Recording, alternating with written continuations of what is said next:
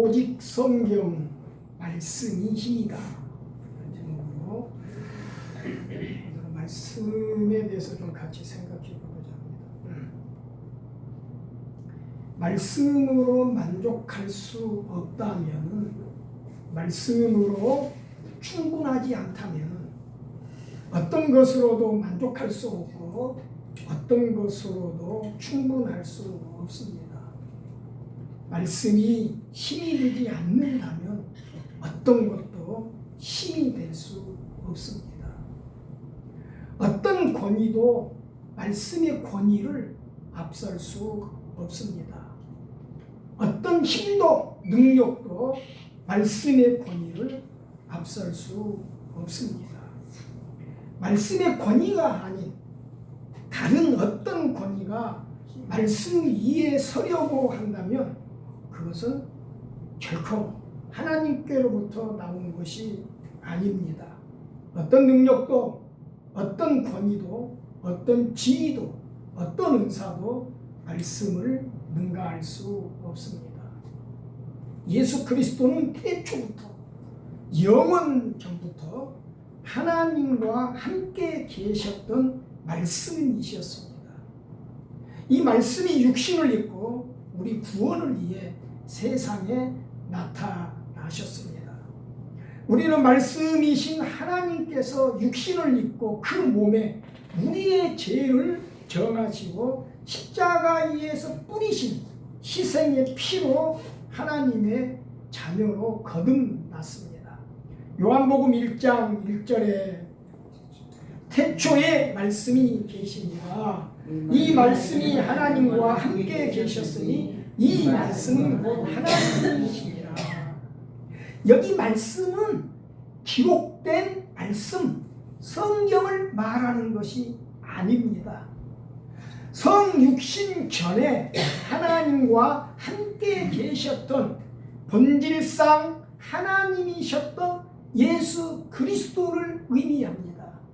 이 말씀이신 예수 그리스도가 우리의 구원을 위해 사람의 몸을 입고 우리에게 나타나시고 성령께서 그것을 계시하시고 우리의 거듭남을 위해 역사하심으로 우리가 하나님을 알게 되고 믿음으로 구원을 받은 것입니다.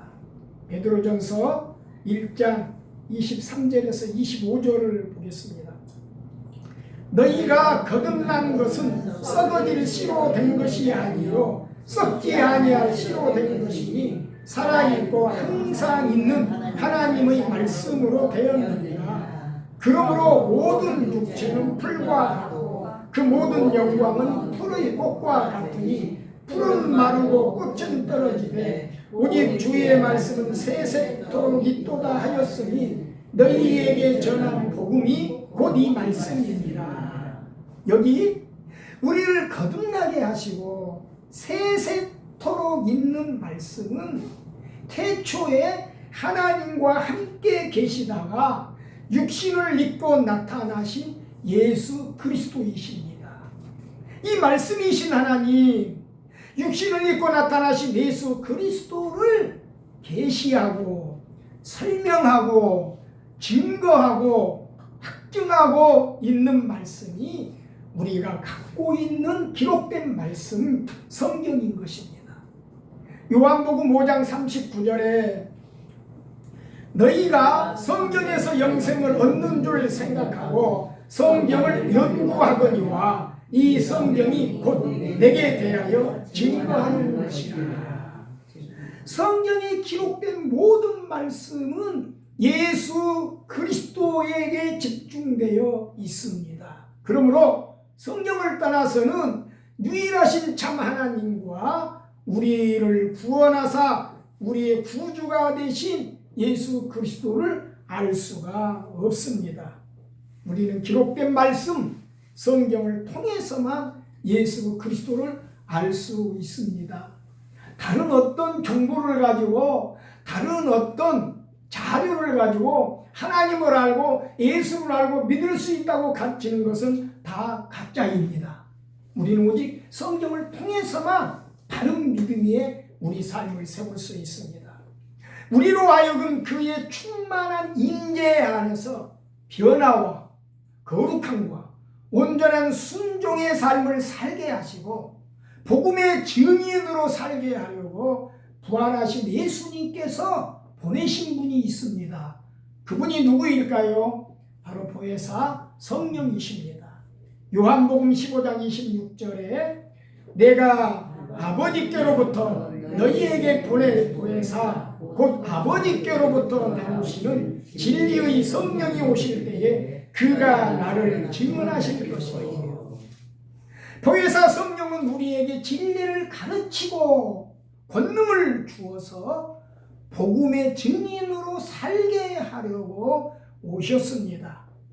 오직 성령이 너희에게 임하시면 너희가 권능을 받고 예루살렘과 유대와 사마리아와 땅 끝까지 이르러 내 증인이 되리라.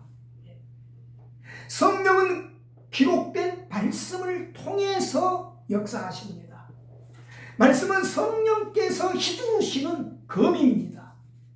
성령은 말씀을 통해 우리를 거룩하게 하십니다. 하나님께 맞서고 저항하는 우리 몸 안에 있는 불순종과 죄의 성향과 세력을 도려내고 자르고 분리해서 우리가 하나님을 닮아가게 하십니다. 성령은 말씀을 통해 우리 안에 있는 불의와 거짓을 폭로하고 숨겨진 죄를 들추어내고 고발합니다. 성령은 말씀의 검을 통해 심령 골수를 찔러 쪼개며 우리를 적나라하게 발가벗기시고 참 회개에 이르게 하십니다. 이 은혜, 이 하나님의 역사가 지속성 있게 우리 내면에서 우리 마음속에서 경험되는 축복이 있게 되시기를 바랍니다. 영적 전쟁의 최고의 무기는 다른 조건이 아니에요. 다른 수단이 아니에요. 오직 하나님의 말씀입니다. 에베소서 6장 17절에 구원의 투구와 성령의 검, 곧 하나님의 말씀을 가지라. 성령은 성경책으로 역사하지 않습니다. 성경책에 있는 말씀을 내 마음으로 옮겨 놓을 때 성령이 역사합니다.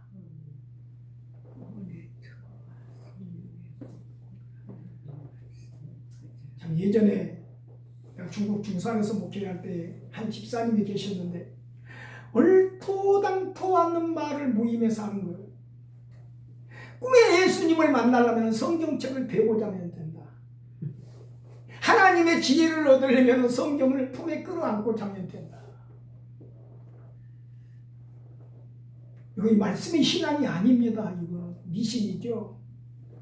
말씀이 성령의 검이 되기 위해서는 우리가 말씀에 거해야 합니다. 말씀 안에 서야 합니다.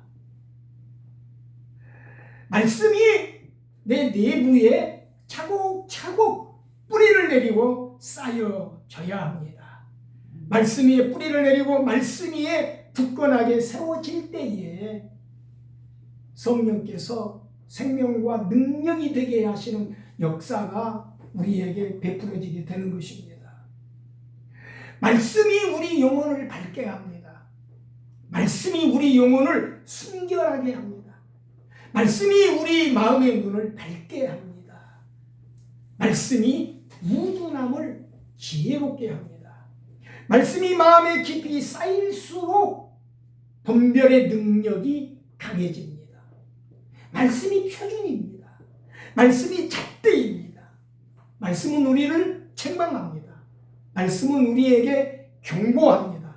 말씀은 우리를 교훈하고 가르칩니다. 이 말씀이 우리를 온전하게 합니다. 디모데후서 3장 16절에서 17절에 모든 성경은 하나님의 감동으로 된 것으로 교훈과 책망과 바르게 함과 의로 교육하기에 유익하니 이는 하나님의 사람으로 온전하게 하며 모든 선한 일을 행할 능력을 갖추게 하려 합니다. 그리스도인을 온전하게 하고 하나님의 뜻에 합당하게 살게 하는 것은 교회를 얼마나 다녔느냐가 결정하지 않습니다. 교회에서 어떤 직분을 가졌느냐가 결정하지 않습니다. 하나님의 말씀입니다. 말씀이 우리를 온전하게 합니다. 말씀이 우리를 깨끗하게 합니다. 말씀이 우리를 하나님께 합당하게 세웁니다. 골로새서 3장 16절에 하나님의 말씀이 너희 속에 풍성히 거하게 하라고 했습니다. 풍성히는 넘치는 것을 말합니다. 이것은 성경 구절을 많이 암송하는 것을 말하는 것이 아닙니다. 성경을 10독했느니 50독했느니 이것을 말하는 것이 아닙니다. 말씀이 내 내부에 내 영혼에 심어진 것을 말하는 것입니다. 말씀을 통해 내 안에 예수 그리스도의 형상이 이루어진 것을 말하는 것입니다. 말씀을 통해 내가 예수 그리스도와 깊이 맺어지고 생명적 관계로 연결되어 있음을 말하는 것입니다. 이렇게 말씀이 우리 안에 풍성히 거하게 되는 은혜가 있게 되시기를 바랍니다. 아멘. 우리 몸은 음식을 먹어야 삽니다. 그러면 우리 영은 무엇을 먹어야 살까요? 하나님의 말씀을 먹어야 삽니다. 우리는 육신을 위해 끊임없이 무엇을 먹을까를 생각하며 돈을 쓰고 먹기 위해 산다고 할 정도로 우리는 먹는 것에 참 진심입니다. 그런데 우리 영혼을 먹이는 일은 왜 그렇게 인색하고 게으른지 모르겠습니다. 여러분, 우리의 본질은 영에 있습니다. 영이 살아야 육체의 삶이 평안합니다. 사랑하는 자여, 내 영혼이 잘된 같이 내가 범사에 잘되고 강건하기를 원하노라고 했습니다. 우리 영혼을 잘되게 하는 것이 무엇일까요? 우리 영혼을 살찌우고 번영하게 하는 것이 무엇일까요? 하나님의 말씀입니다.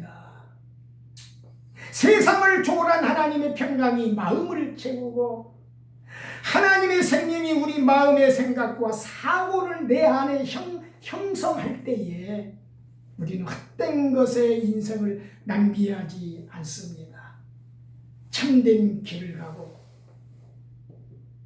하나님이 기뻐하는 나와 주변을 유익하게 하는 삶을 살아갈 수 있습니다. 말씀이 가리키는 방향이 우리가 가야 할 진정한 삶의 방향입니다. 말씀이 지시하는 길로 갈 때에 우리는 결코 길을 잃지 않습니다. 말씀이 우리 안에 차곡차곡 쌓일 때 영원히 번성하고 우리는 하나님의 충만한 것으로 나를 채우는 은혜 속에 살아갈 수 있습니다. 성경을 읽지 않고 말씀을 가까이 하지 않고 주일날 교회에 가서야 설교 몇 마디 듣고 오는 신앙생활은 평생을 믿어도 수박 그닥기식의 삶을 살 수밖에 없습니다. 모양만 있는 신앙생활로는 주께서 인도하시는 쉴만한 물가로 푸른 초장으로 나아갈 수 없습니다. 시냇가에 심겨진 나무는 가뭄에도 마르지 않습니다. 다른 나무는 다 말라도 시냇가에 뿌리 내린 나무는 가뭄이 들어도 푸르고 청청하여 때에 따라 열매를 맺습니다. 여러분, 믿음의 시냇가는 어디일까요? 성경입니다. 말씀입니다. 말씀이 우리 영혼이 뿌리 내려야 할 마르지 않는 생수가 쉼없이 흐르는 시냇가입니다. 수많은 그리스도인들이 예수를 믿는다 하면서도 교회 환경에는 익숙한데 여전히 채워지지 않는 공허함으로 살아갈까요? 말씀의 기간은 영혼의 기간입니다. 생명수 흐르는 말씀의 시냇가에 뿌리 내리지 않기 때문에 기간에 시달리고 말라가는 것입니다. 시편 1장 2절에서 3절에 오직 여호와의 율법을 즐거워하여 그의 율법을 주야로 묵상하는 자보다 그의 시냇가에 심은 나무가 철을 따라 열매를 맺으며 그 잎사귀가 마르지 아니한 같으니 그가 하는 모든 일이 다 형통하리로다. 시편은 복 있는 사람에 대한 말씀입니다. 누가 복 있는 사람입니까? 돈 많은 사람인가요? 학식이 풍부한 사람인가요? 사회적인 신분과 지위가 높은 사람인가요? 삶의 조건이 남보다 탁월한 사람인가요? 배경이 뛰어난 사람인가요? 아닙니다. 세상에서는 이런 사람을 복받은 사람이라고 하지만 성경은 복에 대한 표준을 세상과 다르게 제시합니다. 그것은 하나님의 말씀을 방과 나주로 가까이 하며 그것을 마음과 영혼에 심고 그것을 따라 사는 사람이라고 말합니다. 이 사람이 복 있는 사람이라고 합니다. 이 사람은 그가 하는 모든 일이 형통하리라고 약속합니다.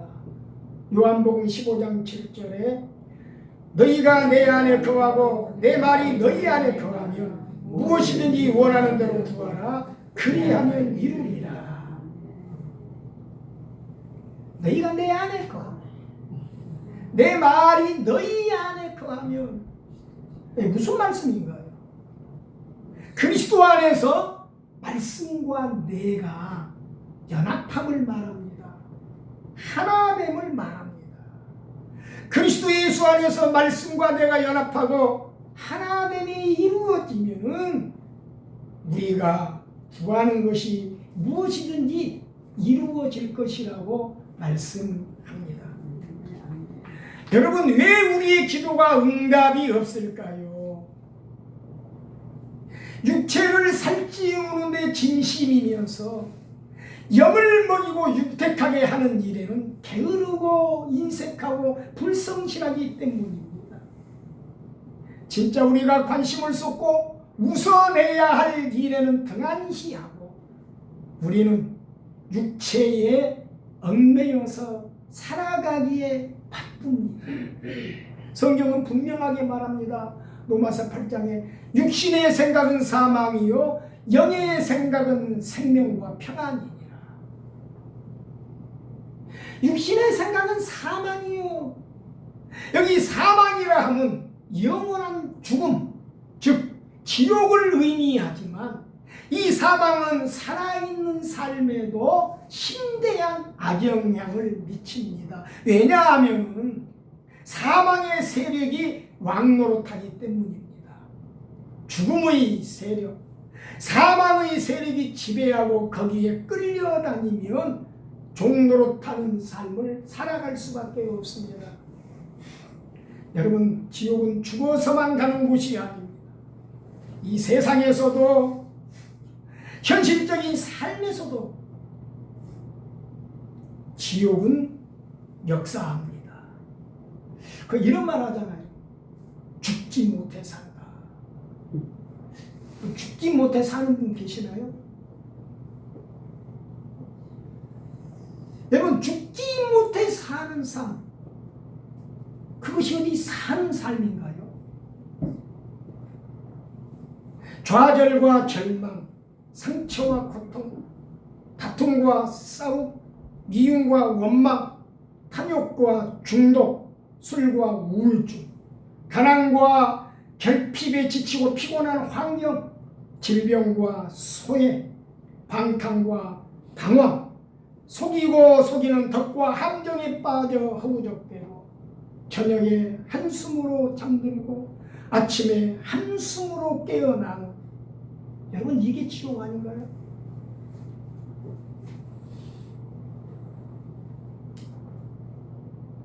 왜 이렇게 육신의 생각에 지배당하고 끌려다니면서 살아갈까요? 왜 우리는 살아계신 하나님을 말하면서 세상을 초월한, 자연을 초월한 하나님의 평강을 모르고 살아갈까요? 우리의 시선이 다른 곳을 보고 있기 때문에 그렇습니다. 우리의 발이 다른 방향을 향해서 걷고 있기 때문에 그렇습니다. 예수님은 마귀에게 시험 당하실 때에 마귀를 물리치시면서 이렇게 말씀했습니다. 사람이 떡으로만 살 것이 아니요 하나님의 입에서 나오는 모든 말씀으로 살 것이니라. 우리는 빵과 떡으로 육체를 먹이듯이 하나님의 말씀으로 영을 먹여야 합니다. 왜 그런데 우리 영을 말씀으로 먹이고 채우는 일에 그렇게 무관심하고 등한하게 여기고 그렇게 게으르고 인색할까요? 영이 육을 지배하고 끌고 가는 것이 하나님 나라의 삶의 방식인데 영이 힘을 잃고 육이 세력을 떨치면 우리는 그때부터 사망의 잠 속에 빠져들게 됩니다. 사망의 잠 속에 빠져서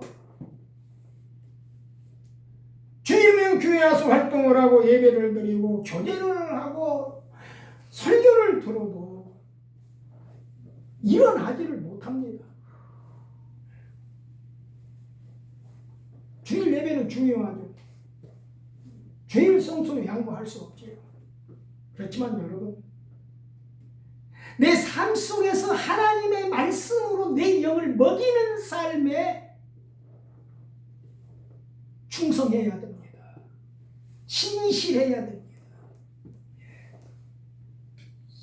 온갖 세상의 독소로 물든 소음을 받아들이고 파열음과 시끄러움 속에서 걱정하고 염려하고 그러면서 이 하나님 말씀에 등한히하고 딱 갖고 살다가 주일날 교회 나오면 내 영혼이 사나요? 아니요. 이 성경은 주일날 교회 와서 열어보라고 준 것이 아닙니다. 살라고 주신 말씀입니다. 성경을 가까이 하는 축복이 있게 되시기를 바랍니다. 아멘.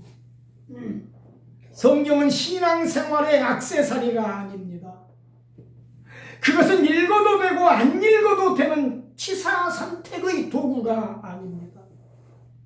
성경은 마음 맥힐 때 펴보고 싫으면 그만두는 소설책 같은 것이 아닙니다. 그것은 생명이며 빛이고 목숨 같은 것입니다. 없으면 죽는 것입니다. 우리 영혼의 등불은 말씀입니다. 이 등불이 환히 밝혀져 있으면 인생 전반이 밝아집니다. 이 등불이 꺼져 있으면 인생 모든 영역이 어둠에 잠기게 됩니다. 길이 어둡게 됩니다. 삶이 어둡습니다. 마음이 어두우니 모든 게 어둡습니다. 영혼의 이정표를 잃게 됩니다. 돛대에 부러진 배가 바람에 흘러가듯이 세상에 흘러 떠내려 갈 수밖에 없습니다. 우리 영혼을, 우리 구원을, 우리 영생을 견고하게 붙들어매는 밧줄은 하나님의 말씀입니다. 교회는 다니는데 하나님과의 관계가 없는 신앙생활은 하나님이라고 하는 존재가 구체적이지 않고 막연하고 모호합니다. 확신이 없습니다. 하나님을 아는 것이 없는 믿음의 삶은 안목 보면 장님과 다를 바 없습니다. 영적 갈망이 없습니다. 목마름이 없으니까 기도할 의욕도 기도할 기력도 없습니다. 자녀를 키워도 표준이 성경과 말씀이 아닙니다. 온갖 교육은 다 가르치면서도 성경을 읽어주면서 믿음으로 키우고자 하는 마음이 없습니다. 그저 세상에서 잘되고 영향력 있는 사람이 되도록 세상 가치에 매달립니다. 그러면서 고작하는 기도가 우리 아이 잘되게 해주세요. 건강하게 해주세요.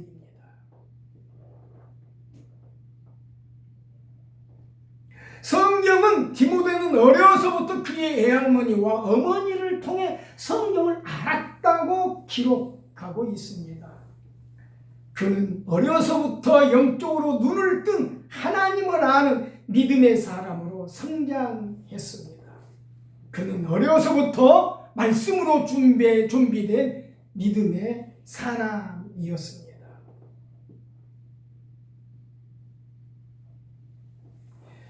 지난 화요일날 손녀한테 갔더니 이 부활절 했던 그런 이렇게 노래들을 하더라고요.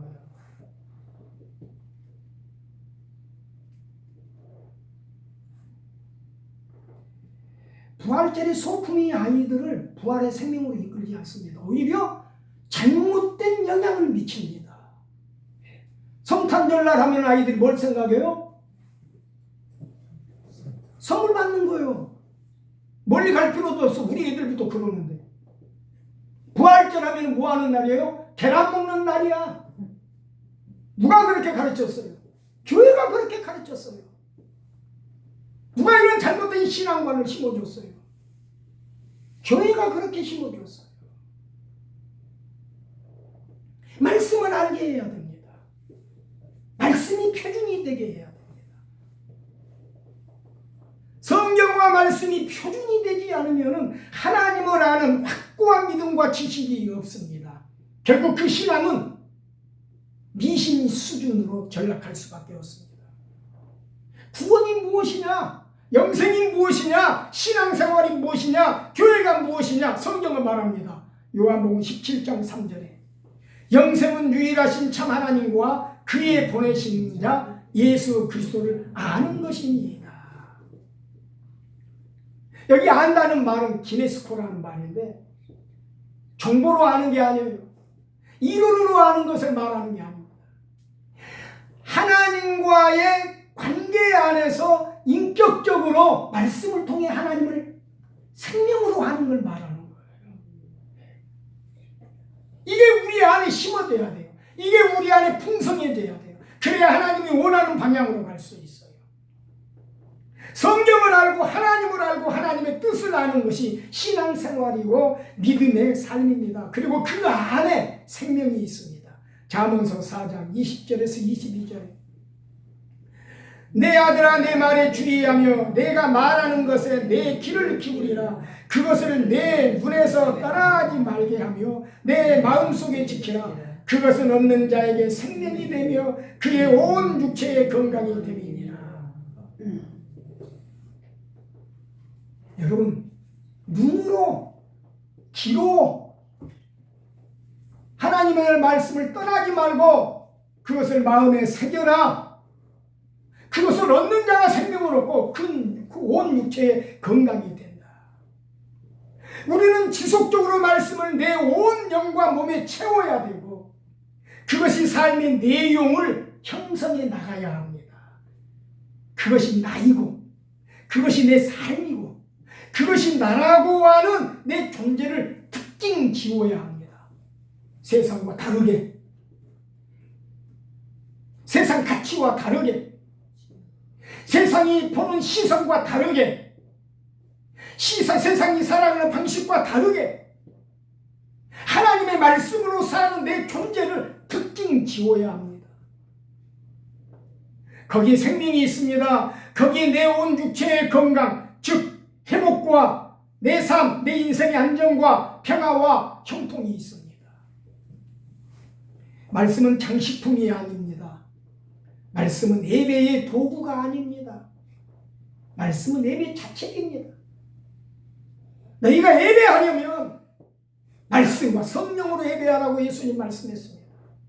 말씀을 액자에 넣어 벽에 걸어놓는다고 그것이 능력이 되고 생명이 되지 않습니다. 아브라함은 부름받았을 때에 갈 바를 알지 못했으나 말씀을 쫓아갔습니다. 하나님은 우리에게 우리 인생의 길을 확 열어서 보여주지 않습니다. 미래의 길을 정확하게 알고 가는 사람이 세상에 어디 있겠습니까? 우리는 내일 일을 모르는 눈먼 장님이죠. 하지만 하나님은 우리에게 말씀을 주셨습니다. 이 말씀으로 살아라. 이 말씀이 가리키는 방향으로 가라. 확실하게 우리에게 이정표를 제시해 주셨습니다. 말씀이 우리가 보고 가야 할 우리 인생의 이정표입니다. 나이 많아 늙어서 자녀 생산의 가능성이 다 사라져버린 고통스러운 상황에서도 아브람과 사라는 하나님의 약속을 의심하지 않고 믿었습니다. 인간의 가능성이 사라져버린 현실 속에서 그들은 100세의 아들 이삭을 얻었습니다. 하나님은 아브라함의 그 믿음을 의로 여기셨다고 성경은 말합니다. 백부장은 자신의 신하가 병들었을 때에 예수님께 말했습니다. 다만 말씀으로만 하옵소서. 그리하면 내 하인이 낫겠사옵나이다.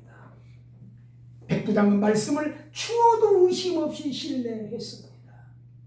왕의 신하는 가라 내 아들이 살았느니라는 예수님 말씀을 믿고 걸음을 옮길 때에 그의 집에서는 그의 아들에게서 병이 떠나고 회복되는 기적이 일어났습니다. 그는 보고 간 것이 아니라 말씀을 믿고 감으로 기적을 보았습니다. 베드로는 말씀에 의지하여 그물을 내리겠습니다 하고 주의 말씀대로 깊은 데로 가서 그물을 내리자 그물이 찢어지도록 고기가 잡히는 기적을 보았습니다. 하지만 베드로는 그 기적을 보고 환호성을 지르지 않았습니다. 그는 곧바로 주님 앞에 무너졌습니다. 주여 나를 떠나소서 나는 죄인으로서이다. 여러분, 말씀에 의지하여 사는 사람만이 자신의 죄인됨에 직면하게 되고 자아를 허물고 주님을 따라갈 수 있습니다. 예수님께서 가나의 혼인잔치에 초대받아 가셨을 때에 포도주가 떨어지는 긴박한 상황이 발생합니다. 그때 예수의 어머니 마리아가 하인들에게 예수께서 무슨 말씀을 하시든지 그대로 하라고 지시합니다. 예수님께서 하인들에게 문 앞에 놓인 빈 돌 항아리 6에 물을 아구까지 채우라고 명령하셨습니다. 하인들이 예수님의 말씀대로 항아리에 물을 채우자 떠서 손님들에게 갖다 주라고 명하십니다. 그리고 하인들이 그렇게 하자 물이 포도주로 피어나는 기적이 일어납니다. 가나의 혼인잔치에서 우리가 주목해 볼 부분이 있습니다. 바로 물이 없는 빈 돌 항아리 6입니다. 이것이 의미하는 바는 외적인 신앙, 종교적 신앙입니다. 물이 채워지지 않는 외적이고 형식적인 종교적 신앙은 무력합니다. 거기에는 생명이 없습니다. 삶의 이기 앞에서 아무것도 할 수 없습니다. 종교가 생명으로 살아나기 위해서는 빈 항아리에 물을 채워야 합니다. 물이 무엇일까요? 생명입니다. 물이 없으면 모든 생명체는 말라 죽고 맙니다. 그리스도인에게 물은 하나님의 말씀입니다. 말씀이 없는 신앙은 생명 없는 비어있는 돌 항아리 6에 불과합니다. 평생을 예수 믿었어도 평생을 설교를 들었어도 평생을 교회를 섬기며 살았어도 말씀으로 채워지지 않는 믿음의 삶은 비어있는 돌 항아리 6에 불과합니다. 지속성 있게 말씀이 채워지지 않으면 우리는 나도 모르게 돌 항아리 6이 될 수밖에 없습니다. 물로 채워지지 않는 돌 항아리 신앙은 아무런 변화도 일으킬 수 없고 영적으로 죽어가는 내 주변에 아무런 도움도 줄 수 없습니다. 물로 채워진, 말씀으로 채워진 돌 항아리 주님의 영광을 나타냅니다. 여러분은 빈 돌 항아리 6입니까? 9가지 물로 채워진 돌 항아리 6입니까? 믿음의 삶은 말씀 안에서 하나님과의 친밀한 관계 안으로 나아가는 것입니다. 방을 쏟아서 해야 할 일이에요. 관심을 깊이 쏟아야 될 영역이에요. 여기에 사는 길이 있어요. 여기에 온전한 믿음이 있어요. 왜 근데 성경을 무시하고 무관심하고 등한시하고 살아요? 거기에 생명이 있는데, 거기에 주님의 역사가 있는데, 거기에 생명수 강이 흐르는데 왜 그 성경을 무관심하게 쳐다보고 거기에 뿌리를 내리지 않나요? 세상을 초월한 초자연적 하나님의 공급은 관계를 떠나서는 존재하지 않습니다. 너희가 내 안에 거하고 내 말이 너희 안에 거하면 구하라. 그리하면 받으리라. 요한복음 8장 31절에서 32절에 너희가 내 말에 거하면 참 내 제자가 되고 진리를 알지니 진리가 너희를 자유하게 하리라. 여러분 자유하나요? 여러분 제자라고 생각하나요? 제자를 결정짓는 것은 신앙의 소품이 아닙니다. 외적 조건이 아닙니다. 말씀 안에 녹아 들어가는 거예요. 말씀 안에 젖어 들어가는 거예요. 말씀 안에 잠기는 거예요. 그 누구나 가지고 있잖아요. 하나님이 주신 말씀. 여기에 뿌리 내려라. 이 말씀의 젖줄을 찾아라. 이 말씀의 품으로 들어가라. 가장 안전하고 복 있는 삶의 길이 여기 있다. 너희가 내 안에 있고 내 말이 너희 안에 있으면 그때 구하라. 그러면 받을 것이다 라고 말합니다. 여러분, 말씀과 내가 연합하고 말씀이 내 언어가 되고 내 생각이 되고 내 시선이 되고 말씀이 내 인격이 되고 내 존재가 되고 말씀이 나라고 하는 존재를 형성하게 되면 내가 무엇을 구하겠습니까? 내 욕망을 위해 구하겠습니까? 내 죄를 위해 구하겠습니까? 아닙니다. 하나님의 뜻에 합당한 기도가 내 영혼 깊이에서 쏟아져 나올 것입니다. 그래서 얻게 되는 것입니다. 여러분, 중세시대에는 성경을 읽고 싶어도 못 읽었어요. 라틴어로 된 성경을 가지고 사제들만, 신부들만 읽었어요. 설교를 해도 청중이 알아듣지 못하는 라틴어로 설교를 했어요. 13세기에 영국의 이클리프라는 사람이 옥스퍼드 대학의 학장으로 있으면서 글을 쓰고 잊히기 시작했어요. 성경을 대중에게 돌려줘라. 교황의 권위가 성경의 권위를 앞설 수 없다. 성경만이 유일한 권위이다. 파격적이었어요. 그리고 그는 최초로 영어로 된 성경을 번역하기 시작했어요. 인쇄술이 발달하지 않았던 그 시절에 성경을 갖기 위해서는 필사를 해야 했어요. 한 권을 필사하는데 10개월이 꼬박 걸린답니다. 그렇게 성경을 필사해서 나누어주기 시작했어요. 그리고 그 필사된 성경을 사람들이 필사해서 읽기 시작했어요. 그런데 필사된 영어로 된 성경을 가지고 있다는 것만 알려지면 화형을 시켰어요. 성경을 읽고 있다는 것만 알게 되면 그 사람 잡혀가서 재판받고 화형당했어요. 그런데도 그 시대의 수많은 그리스도인들은 이 성경을 갖기 위해서 몸부림쳤어요. 목말라 했어요. 잡히면 죽는데도 불구하고 그렇게 성경은 소중했어요. 체코에 얀 후스라는 사람이 있었어요. 가난한 집에서 태어났지만 학업에 너무 열중적이어서 그 엄마가 자기는 먹지 못하면서 아이를 공부시키기 시작했어요. 프라하에 있는 체코의 최고의 대학에 들어가서 공부했어요. 그리고 학장이 됐어요. 신부가 됐어요. 존 위클리프의 글을 읽었어요. 그러면서 그가 성경에 새롭게 눈이 뜨이기 시작했어요. 그때부터 이 사람은 외치기 시작했어요.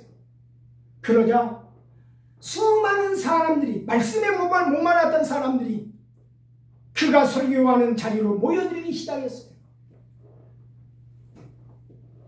100명, 200명, 3000명, 온 세상이 양 후스의 설교를 듣기 위해서 일어났어요. 로마 교황청이 긴장하기 시작했어요. 그리고 생명을 보장한다는 황제의 인증이 새겨진 보장서를 가지고 그는 재판을 받습니다. 그가 말했어요. 재판장에서 말합니다. 멈춰라. 내가 말하는 것이 성경으로 증명한다면 멈추겠습니다. 당당하게 맞섰어요. 7개월을 감옥에 갇혔습니다. 그리고 로마 교황의 권위에 굴복하지 않자 결국 그는 화형을 당하게 됩니다. 수많은 군중이 모여있는 광장에서 집더미에 불을 붙입니다. 그래서 후스가 말합니다. 당신들은 거의를 불태우고 있지만, 후스라는 말 자체가 거의라는 말이랍니다. 당신들은 거의를 불태우지만 100년 후에 백조가 나타나서 대중이 마음껏 성경 읽는 시대가 올 것이다. 그리고 찬송하면서 화형당해 죽습니다. 그리고 정확하게 102년 후에 마틴 루터라는 사람이 종교 개혁을 단행하게 됩니다. 그리고 그 성경이 우리에게 왔습니다. 마틴 루터의 종교 개혁의 신조가 뭡니까? 95개 조항이지만은 핵심을 줄이면은 오직 성경, 오직 믿음, 오직 은혜입니다. 여러분, 이렇게 성경이 우리에게 왔습니다. 수많은 종교 개혁가들이 순교를 당하고 화형당해 죽고 피를 흘리고 그러고 나서 우리에게 성경이 온 것입니다. 목숨을 걸고 성경을 읽었던 그 시대의 사람들, 그들에 비하면 우리는 얼마나 게으른 살고 있습니까? 성경 얼마나 읽나요? 우리가 사는 길이 여기 있는데 교회 문만 왔다 갔다 주일날 예배 드리는 것으로 만족한다면 우리는 영적 기갈에서 벗어날 수 없습니다. 영적 허기짐에서 벗어날 수 없습니다. 성경으로 들어가세요. 말씀을 마음속에 담는 일에 힘쓰세요.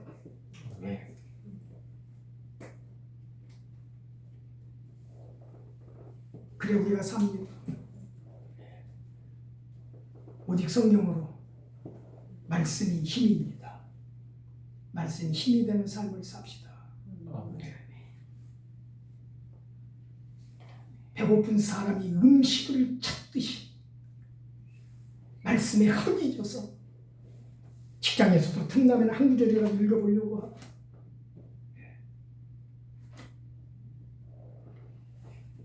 그렇게 말씀을 목말라 하면서 하나님을 찾고 주님과 관계할 때 영혼이 잘 되고 범사가 잘 되고 강건한 하나님 온전한 구원의 은혜 속에 우리가 살아가게 될 것입니다.